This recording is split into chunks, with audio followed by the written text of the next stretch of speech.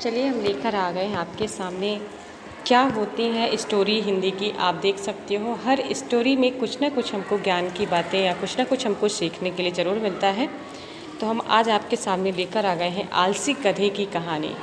इसीलिए कहते हैं कभी भी आलस्य हमको नहीं करना चाहिए। आज की जो स्टोरी है हिंदी स्टोरी है और आप इससे बहुत सारी चीज़ें सीख सकते हैं कि एक जो व्यापारी रहता है उसके पास एक गधा रहता है। आप पूरी कहानियाँ सुनिए, इसके बाद आप देखिए कि इसमें क्या क्या आपको सीखने को मिलता है। स्टार्ट करते हैं आलसी गधे की कहानी। एक गांव में एक व्यापारी रहता था, उसके पास एक गधा था। व्यापारी रोज़ अपने गोदाम से दुकान तक नमक ले जाने के लिए गधे का इस्तेमाल किया करता था। वह नमक को बोरी में भरकर गधे की पीठ पर लाद देता था। उसके साथ साथ चलता हुआ दुकान तक आता था। आप देख सकते हो पिक्चर के माध्यम से ये व्यापारी है और ये गधा है, उसके साथ साथ वो चलता था। व्यापारी का गधा जो था वो आलसी प्रवृत्ति का था। काम से बचने के लिए वह नित नए उपाय सोचता रहता था। गोदाम से दुकान तक के रास्ते में एक नदी पड़ती थी जिस पर एक छोटा पुल बना हुआ है। एक दिन नदी पर बने पुल पर चलते समय अचानक गधे का पैर फिसला और वह नदी में जा गिरा। इसके बाद इसके बाद हम देखेंगे आगे क्या होता है।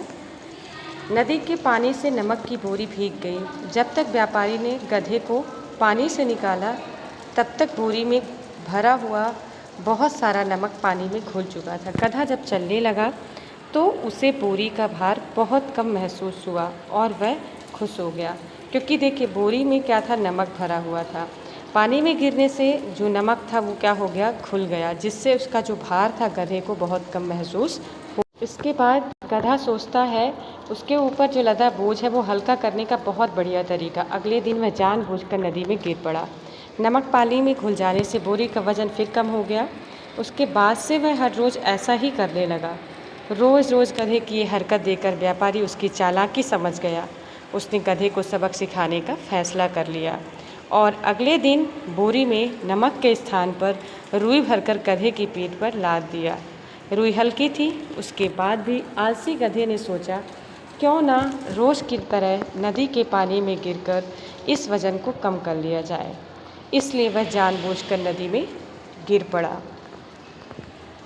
आप देख सकते हो पिक्चर के माध्यम से इसमें दिया हुआ है किस तरह से गधा पानी में, इस बार भी गधा पानी में गिरता है, लेकिन इस बार नमक की बोरी नहीं बल्कि पानी में भीगकर रुई का वजन कई गुना बढ़ जाता है। गधा जब उठकर चलने को हुआ तो उसने भारी बोझ से उसका बुरा हाल हो गया। उस दिन के बाद से उसने निर्णय लिया कि कभी भी आलस्य हमको नहीं करना चाहिए। तो गधे को सीख दिलाने के लिए व्यापारी ने ये तरकीब सोची। तो इस कहानी से हमको ये सीख मिलती है कि आलस का फल कभी न कभी मिल ही जाता है।